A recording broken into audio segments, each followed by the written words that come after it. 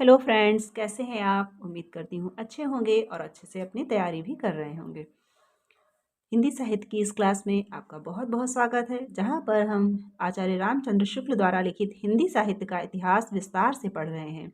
इसके अंतर्गत हम आदिकाल, भक्तिकाल को पढ़ते हुए अब रीतिकाल के अंत तक आ पहुँचे हैं और ये सभी वीडियोस चैनल पर उपलब्ध हैं। आप जाकर देख सकते हैं और अपने नोट्स वगैरह बना सकते हैं। तो आइए देखते हैं रीतिकाल के आगे के कवियों को। यहाँ तक हम पिछले वीडियो में पढ़ चुके थे ललक दास तक। अब आगे आइए पढ़ते हैं खुमान को। खुमान ये बंदी जन थे और चरखारी बुंदेलखंड के महाराज विक्रम शाही के यहाँ रहते थे।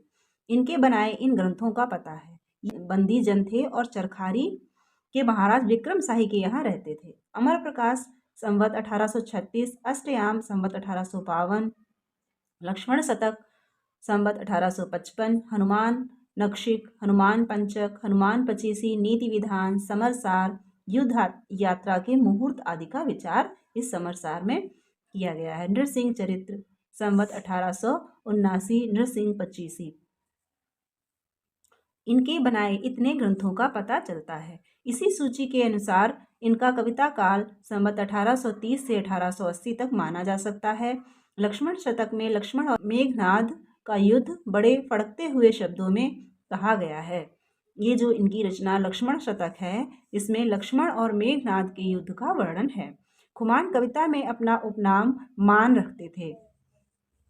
मान किस कवि का उपनाम था? तो ये था खुमान का। को आप इम्पोर्टेंट रख लीजिए। खुमान कवि का उपनाम मान था और ये मान नाम से कविताएं लिखते थे। नीचे एक कवित्त दिया जाता है। इनका एक कवित्त यहाँ पर आचार्य शुक्ल ने दिया है। आयो इंद्रजीत दसकंध को निबंध बंध, बोलो राम बंध सो प्रबंध किरवान को है अंशुमाल को है काल विकराल, मेरे सामु है भये न रहे मान महेसान को।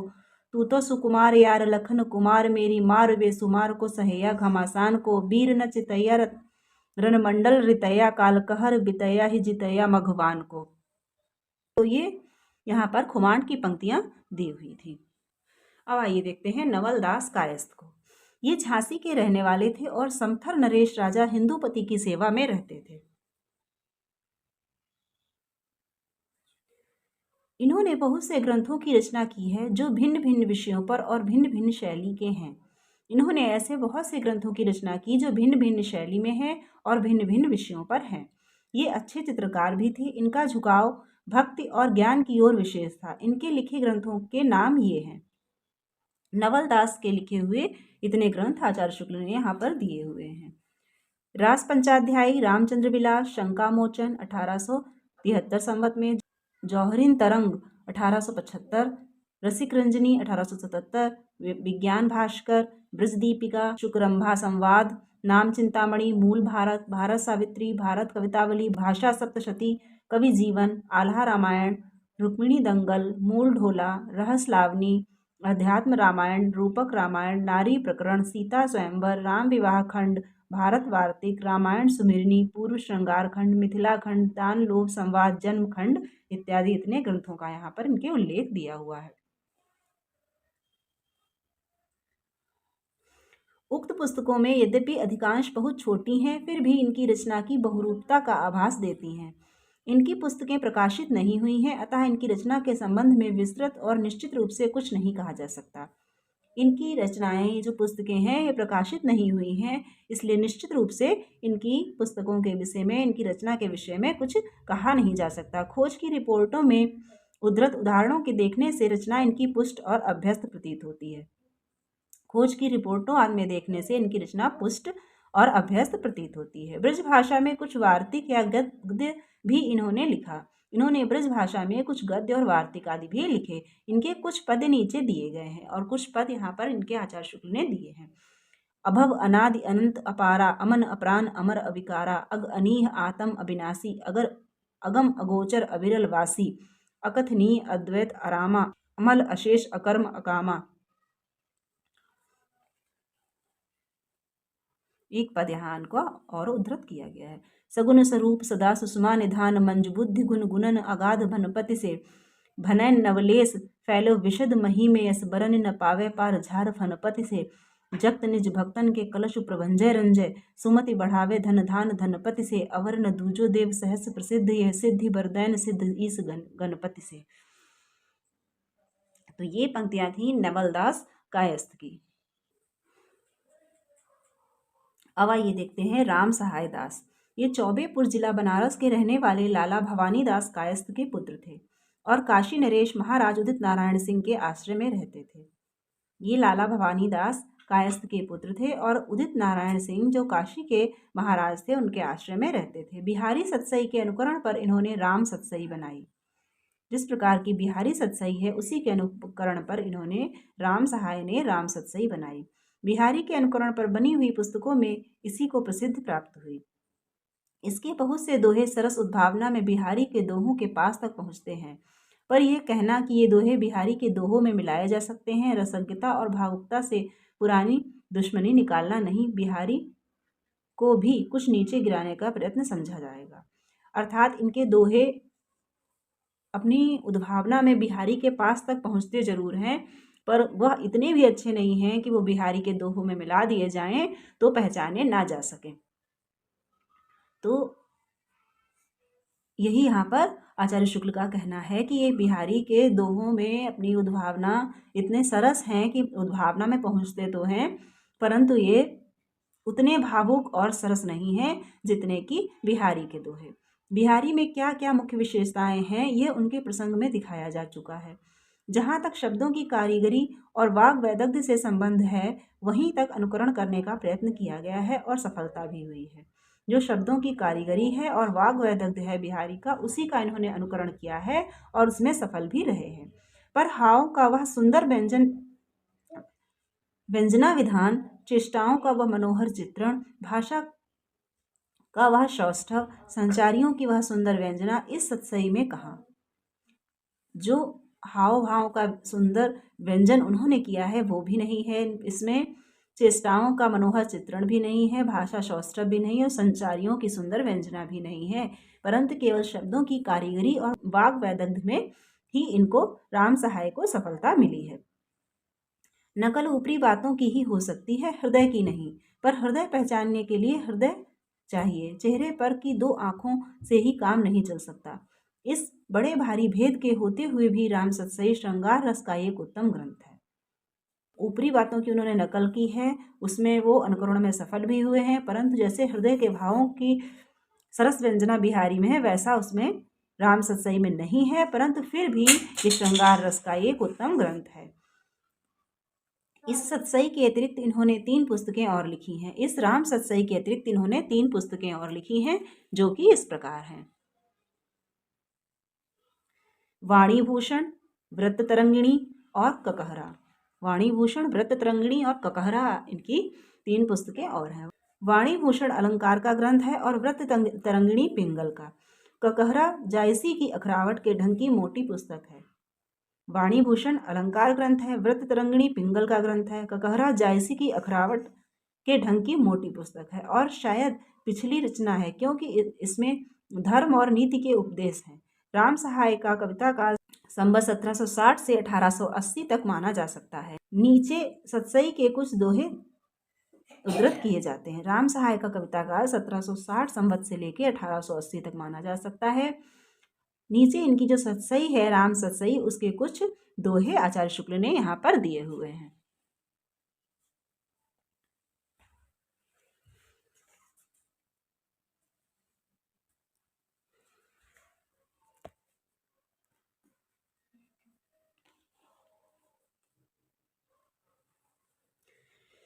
गढ़े नुकीले लाल के नैन रहें दिन रैन, तब नाजुक ठोड़ी न क्यों गाड़ परै मृदुबैन। झटक न झटपट चटक कै अटक सुनट के संग, लटक पीत पटकी निपट हटकत कटक अनंग।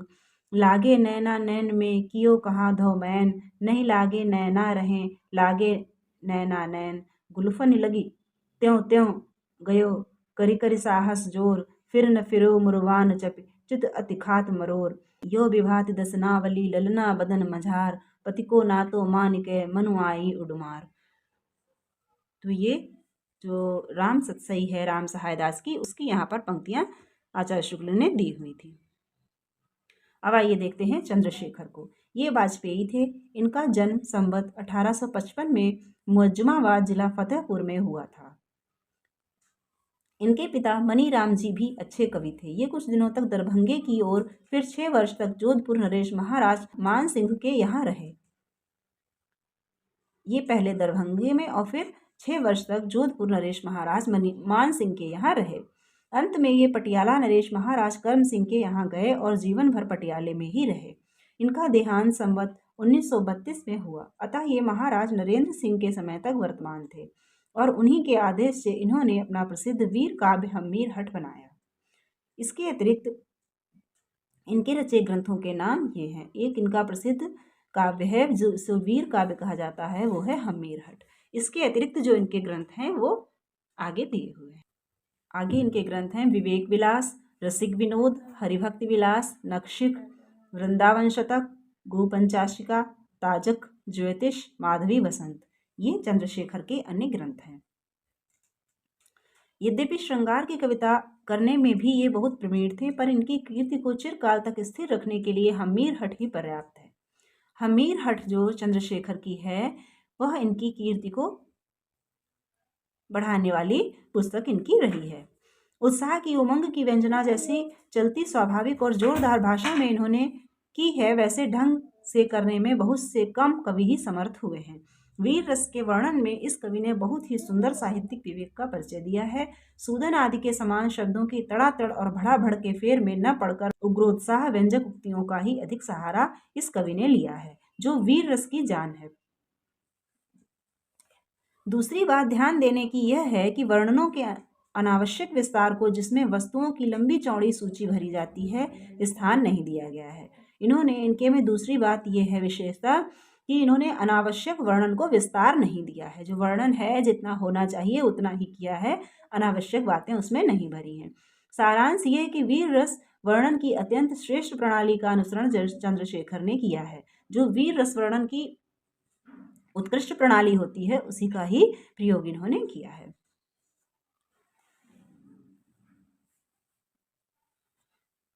रही प्रसंग विधान की बात, इस विषय में कवि ने नई उद्भावनाएं न करके पूर्ववर्ती कवियों का ही सर्वथा अनुसरण किया है। जो प्रसंग विधान है, इसमें इन्होंने पूर्ववर्ती कवियों का अनुसरण किया है। एक रूपवती और निपुण स्त्री के साथ महिमा मंगोल का अलाउद्दीन के दरबार से भागना, अलाउद्दीन का उसे हमीर से वापस मांगना, हमीर का उसे अपनी शरण में लेने के कारण उपेक्षा पूर्वक इनकार करना, ये सब बातें जोधराज क्या उसके पूर्ववर्ती अभ्रंश कवियों की ही कल्पना है, जो वीर गाथा काल की रूढ़ के अनुसार की गई थी। गढ़ के घेरे के समय गणपति की निश्चिंतता और निर्भीकता व्यंजित करने के लिए पुराने कवि गढ़ के भीतर नाच रंग का होना दिखाया करते थे। जायसी ने अपने पद्मावत में अलाउद्दीन के द्वारा चित्तौड़ गढ़ घेरे जाने पर रतन सेन का गढ़ के भीतर नाच करना और शत्रु के फेंके हुए तीर से नर्तकी का घायल होकर मरना वर्णित किया है।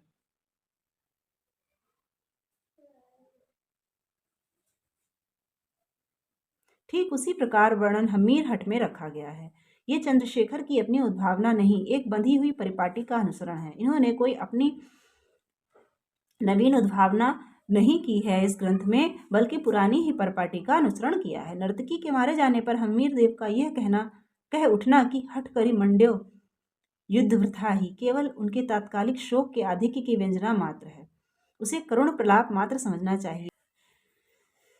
इसी दृष्टि से इस प्रकार के करुण प्रलाप राम ऐसे सत्य संग और वीरव्रती नायकों से भी कराए गए हैं। इनके द्वारा उनके चरित्र में कुछ भी लांछन लगता हुआ नहीं माना जाता।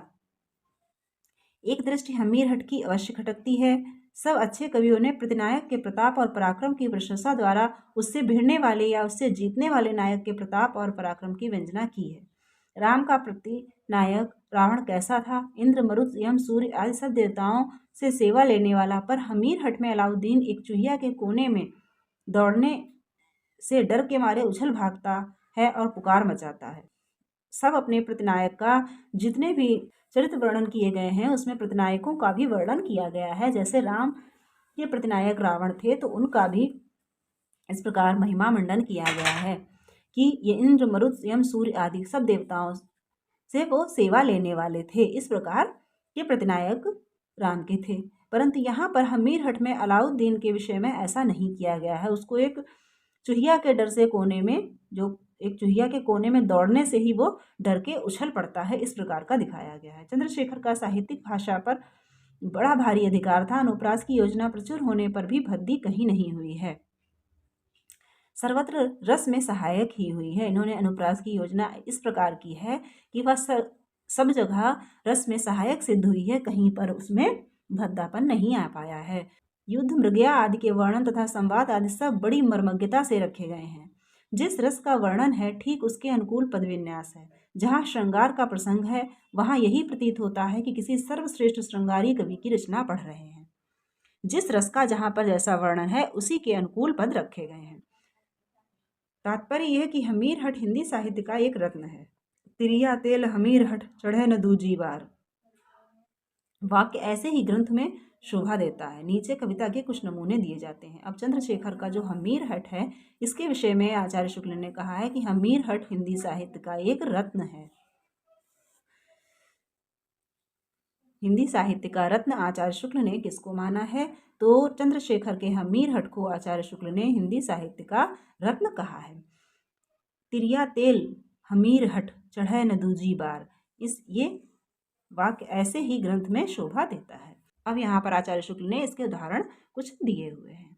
उदय भान पश्चिम प्रत्यक्ष दिन चंद प्रकाश है, उलट गंग बर बहे कामरति प्रीति विनाश है, तजे गौरी अरधंग अचल ध्रुव आसन चल्ले, अचल पवन बर होय मेरु मंदर गिरि हल्ले, सुरतर सुखाय लोमस मरे मीर संक सब परिहरो, मुख बचन वीर हम मीर को बोल नयह कबहू टरो।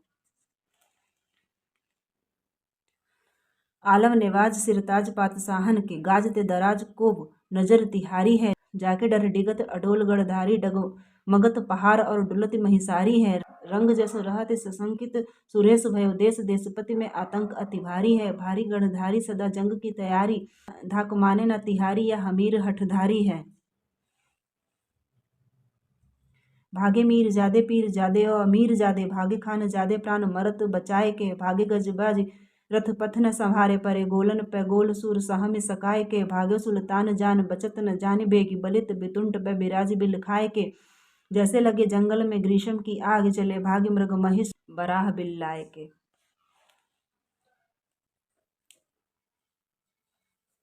थोरी थोरी बैसवारी नवल किशोरी सब, भोरी भोरी बातन बिहसी मुख मोरती, बसन विभूषण बिराजत बिमल बर, मदन मरोरन तरक तन तोरती, प्यारे पातशाह के परम अनुरागी रंगी, चाहे भरी चायल चपल द्रग जोरती, काम अबलासी कलाधर कलासी, चारु चंपक लतासी चपलासी चित चोरती। तो यहाँ पर ये पंक्तियां, यहाँ पर श्रृंगारस की पंक्ति दी हुई है और ऊपर सभी ये वीर रस की इनकी पंक्तियां यहाँ पर आचार्य शुक्ल ने उद्धृत की थी। तो इनका एक ही ग्रंथ प्रसिद्ध है हमीरहट, जो कि चंद्रशेखर द्वारा लिखा गया है और जो आचार्य शुक्ल द्वारा हिंदी साहित्य का रत्न कहा गया है। अब आइए आगे देखते हैं। आगे देखते हैं बाबा दीनदयाल गिरी को। ये गोसाई थे। इनका जन्म शुक्रवार बसंत पंचमी संवत 1859 में काशी के गाय घाट मोहल्ले में एक पाठक के कुल में हुआ था। इनका जन्म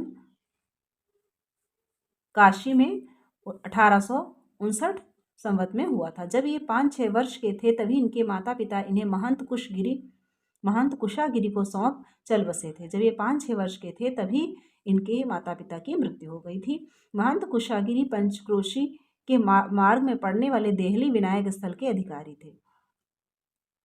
काशी में महंत जी के और भी कई मठ थे। ये विशेषता गाय घाट वाले मठ में रहा करते थे। जब महंत कुशागिरी के मरने पर बहुत सी जायदाद नीलाम हो गई तब ये देहली विनायक के पास मठोली गांव वाले मठ में रहने लगे। बाबा जी संस्कृत और हिंदी दोनों के अच्छे विद्वान थे। बापू गोपाल चंद्र गिरधर दास से इनका बड़ा स्नेह था। इनका परलोकवास संवत 1915 में हुआ। ये एक अत्यंत सहृदय और भावुक कवि थे। इनकी सी अन्योक्तियाँ हिंदी के और किसी कवि की नहीं हुई। यद्यपि इन अन्योक्तियों के भाव अधिकांश संस्कृत से लिए हुए हैं, पर भाषा शैली की सरसता और पदविन्यास की मनोहरता के विचार से वे स्वतंत्र काव्य के रूप में हैं। बाबा जी का भाषा पर बहुत ही अच्छा अधिकार था। इनकी सी परिष्कृत, स्वच्छ और सुव्यवस्थित भाषा बहुत थोड़े कवियों की है। कहीं कहीं कुछ पूर्वीपन या अव्यवस्थित वाक्य मिलते हैं, पर बहुत कम। इन इसी से इनकी अन्योक्तियां इतनी मर्मस्पर्शिनी हुई हैं।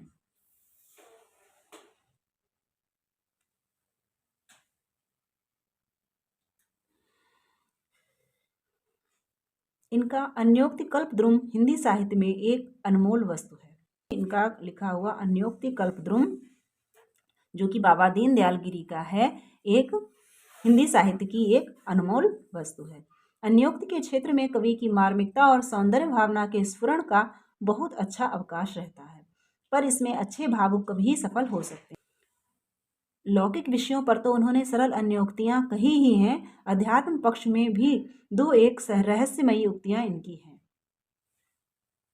इन्होंने लौकिक विषयों को लेकर तो अन्योक्तियां कही ही हैं, पर अध्यात्म पक्ष पर भी इनकी दो एक रहस्यमयी उक्तियां हैं। बाबा जी को जैसा कोमल व्यंजक पदविन्यास पर अधिकार था, वैसा ही शब्द चमत्कार आदि के विधान पर भी यमक और श्लेषमयी रचना भी इन्होंने बहुत सी की है। जिस प्रकार ये अपनी भावुकता हमारे सामने रखते हैं, उसी प्रकार चमत्कार कौशल दिखाने में भी नहीं चूकते। ये जिस प्रकार की भावुकता की अनोक्तियां इनकी हमारे सामने आती हैं, उसी प्रकार इनका चमत्कार कौशल भी छुपा नहीं है। वो भी दिखाने से ये चूके नहीं हैं। इससे जल्दी नहीं कहते बनता कि इनमें कला पक्ष प्रधान है या हृदय पक्ष। इसलिए ये निर्णय करना कठिन हो जाता है कि इनका कला पक्ष प्रधान है कि हृदय पक्ष का, मतलब ये कला पक्ष को वर्णित करने वाले कवि हैं या हृदय पक्ष को। बड़ी अच्छी बात इनमें यह है कि इन्होंने दोनों को प्रायः अलग अलग रखा है। अपनी मार्मिक रचनाओं के भीतर इन्होंने चमत्कार प्रवृत्ति का प्रवेश प्रायः नहीं होने दिया है। अन्योक्ति कल्पद्रुम के आदि में कई श्लिष्ट पद्य आए हैं। इन्होंने अपनी मार्मिक रचनाओं में चमत्कार प्रवृत्ति का प्रवेश नहीं होने दिया है। अन्योक्ति कल्पद्रुम के आदि में कई श्रेष्ठ पद्य इनके आए हैं, पर बीच में बहुत कम। इसी प्रकार अनुराग बाग में भी अधिकांश रचना शब्द वैचित्र आदि से मुक्त है।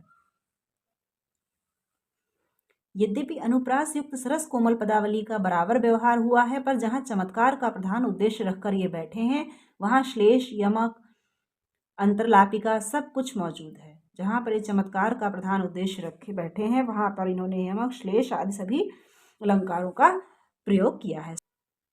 सारांश यह कि एक बहुरंगी कवि थे और रचना की विविध प्रणालियों पर इनका पूर्ण अधिकार था।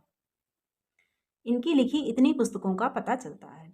अन्योक्ति कल्पद्रुम संवत 1912, अनुराग बाग संवत 1888, वैराग्य दिनेश संवत 1906, विश्वनाथ नवरत्न और दृष्टांत तरंगिणी, इनकी इतनी पुस्तकों का पता है, जिसमें से अन्योक्ति कल्पद्रुम जो है वो हिंदी साहित्य में एक अनमोल वस्तु, इसको आचार्य शुक्ल ने कहा है।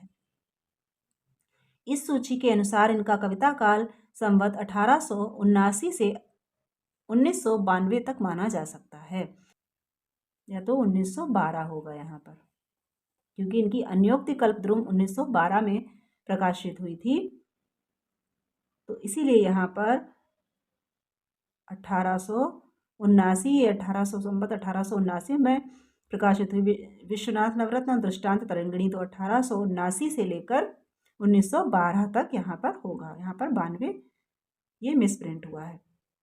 दृष्टांत तरंगिणी में नीति संबंधी दोहे हैं। दृष्टांत तरंगिणी जो है उसमें नीति संबंधी दोहे हैं। अनुराग बाग में श्री कृष्ण की विविध लीलाएं हैं। विश्वनाथ नवरत्न में शिव की स्तुति है। वैराग्य दिनेश में एक ओर तो ऋतुओं आदि की शोभा का वर्णन है और दूसरी ओर ज्ञान वैराग्य आदि का इनके कविता के कुछ नमूने यहाँ दिए जाते हैं। तो अन्योक्ति कल्पद्रुम में अन्योक्तियां वर्णित हैं। अनुराग बाग में इन्होंने श्री कृष्ण की लीलाओं का वर्णन किया है। वैराग्य दिनेश में एक ओर तो ऋतुओं आदि का वर्णन है और दूसरी ओर ज्ञान और वैराग्य का वर्णन है। विश्वनाथ नवरत्न में शिव की स्तुति है। दृष्टांत तरंगिणी में नीति संबंधी दोहे हैं और इनकी कविता के कुछ नमूने आगे आचार्य शुक्ल ने दिए हैं।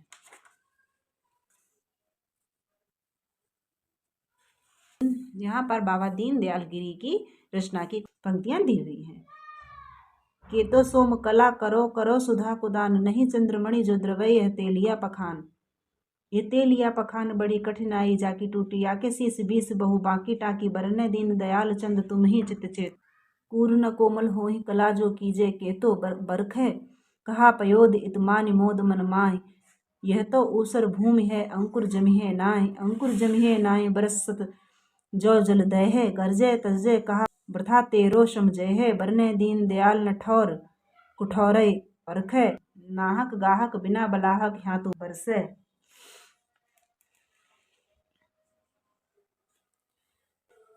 चल चकई तहि सर विषय जहाँ नहीं रैन बिछोह, रहत एक रस विदिवस ही सुहृद हंस संदोह। सुहृद हंस संदोह कोह और द्रोह न जाको, भोगत सुख अम्बोह मोह दुख होय न ताको। बरनै दीन दयाल भाग बिन जाय न सकई, पिय मिलाप नित रहे ताहि सर तू चल चकई।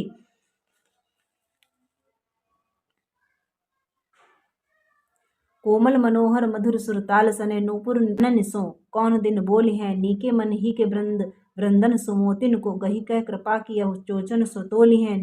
नेम धरि छेम सो प्रमुद होए दीन दयाल, प्रेम को नद बीच कब्रधों कलोली हैं। चरण तिहारे जदुवंश राज हंस कव, मेरे मन मानस में मंद मंद डोली हैं। चरण कमल राजे मंजू मंजीर बाजे, गमन लखी लजावें हंसहु नाही पावें। सुखद कदम छाही क्रीडते कुंज माही, लखी लखी हरि शोभा चित्त का को न लोभा। बहु क्षुद्रन के मिलन ते हानि बलि की नाहि, जूथ जम्बुकन ते नहीं के हरि कहूँ न सिजाहि। पराधीनता दुख महा सुखी जगत स्वाधीन, सुखी रमत सुख बन विषय कनक पींजरे दीन। फ्रेंड्स, आज यहीं तक। ये थी पंक्तियाँ बाबा दीनदयाल गिरी की। इससे आगे के जो कुछ कवि बचे हुए हैं उनको हम अगले वीडियो में देखेंगे। संभवतः 4 या 5 कवि बचे होंगे, उनको हम अगले वीडियो में देखेंगे। अगर आपको वीडियो अच्छा लगा हो और आपकी स्टडी में इससे कुछ हेल्प हो रही हो तो वीडियो को लाइक कर दीजिएगा, शेयर कर दीजिएगा अपने फ्रेंड्स में, ताकि वे भी इसका लाभ उठा सकें।